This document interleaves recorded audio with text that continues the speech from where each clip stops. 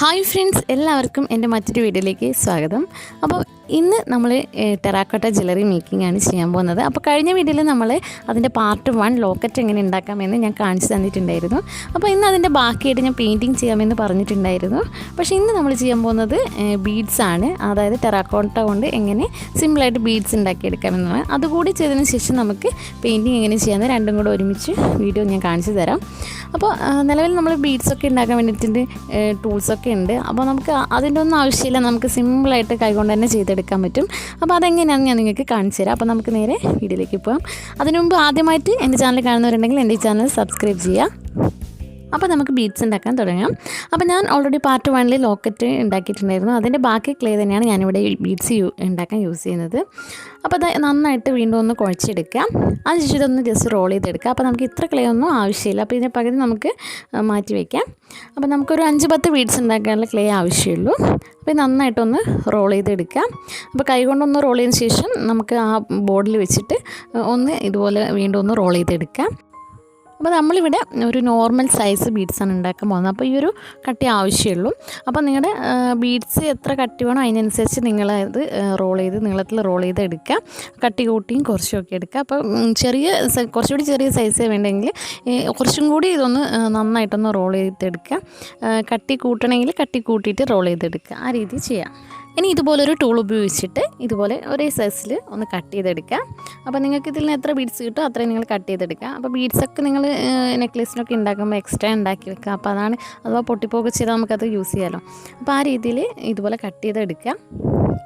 അപ്പോൾ ഇതുപോലത്തെ എന്താ പറയുക ടൂളില്ലെങ്കിൽ നിങ്ങൾക്ക് പരന്നിട്ടില്ല, അതായത് കറക്റ്റ് അത് കട്ട് ചെയ്യാൻ പാകത്തിനുള്ള എന്തെങ്കിലും ഒരു ടൂൾ ഉപയോഗിച്ചാൽ മതിയാകും. ഇനി നമുക്ക് ഇതോരോന്നും ഓരോ ബീഡ്സാക്കി എടുക്കാം. അപ്പോൾ അതിന് വേണ്ടിയിട്ട് ഞാൻ നമ്മൾ കൈ മാത്രമേ യൂസ് ചെയ്യുന്നുള്ളൂ. അപ്പോൾ കയ്യിൽ ഇതുപോലെ വെച്ചിട്ട് റൗണ്ട് ചെയ്ത് എടുക്കുക. അപ്പോൾ കറക്റ്റ് നല്ല റൗണ്ട് ഷേപ്പിൽ തന്നെ ഇത് കിട്ടും.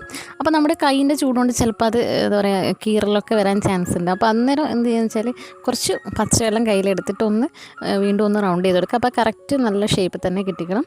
പിന്നെ ലാസ്റ്റ് ഞാൻ മുമ്പ് പറഞ്ഞ പോലെ നെക്ലേസ് നമ്മൾ ചെയ്തില്ലേ, അവസാനം കുറച്ച് എണ്ണ കൂടി ആക്കി കൊടുത്തിട്ട് നന്നായിട്ട് വീണ്ടും ഒന്ന് ഷേപ്പ് ചെയ്തെടുക്കുക. അപ്പോൾ നല്ലൊരു ഫിനിഷിങ് ഉണ്ടാവും. നല്ലൊരു എന്താ പറയുക, നമുക്ക് പെയിൻറ്റ് ചെയ്യുമ്പം നല്ല ഫിനിഷിങ് കിട്ടാൻ വേണ്ടിയിട്ടാണ് അങ്ങനെ ചെയ്യുന്നത്. അപ്പോൾ ഞാൻ ബാക്കി ബീഡ്സ് കൂടി ഇതുപോലെ ചെയ്തെടുക്കട്ടെ. അപ്പോൾ ഇത് വളരെ സിമ്പിളാണ്, നമുക്ക് വീട്ടിൽ തന്നെ ചെയ്യാം. അപ്പോൾ ഇതിന് റൗണ്ട് മേക്കറൊക്കെയാണ് ശരിക്കും ടൂളായിട്ട് ഉപയോഗിക്കുന്നത്. അപ്പോൾ അതിൻ്റെ ഒന്നും ആവശ്യമില്ല, ശരിക്കും നമുക്ക് കൈകൊണ്ട് തന്നെ ചെയ്തെടുക്കാൻ പറ്റും. അപ്പോൾ ഇതുപോലെ നമുക്ക് ബാക്കി ബീഡ്സ് കൂടി ചെയ്തെടുക്കാം. അപ്പോൾ ഇത് നമ്മുടെ ബീഡ്സ് കംപ്ലീറ്റ് ഞാൻ റൗണ്ട് ഷേപ്പാക്കി എടുത്തിട്ടുണ്ട്.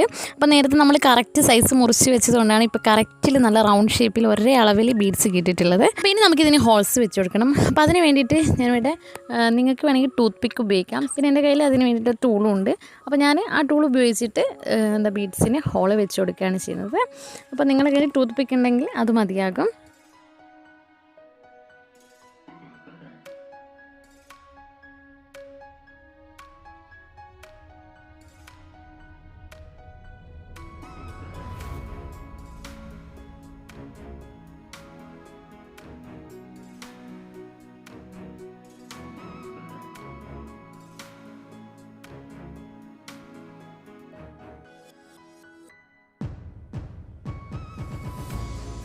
അപ്പോൾ ഇത്രയേ ഉള്ളൂ നമ്മളെ ബീഡ്സ് ഉണ്ടാക്കാൻ, വളരെ സിമ്പിളാണ്. അപ്പോൾ ഇതൊരു ജസ്റ്റ് സിമ്പിൾ ബീഡ് മേക്കിംഗ് ആണ്.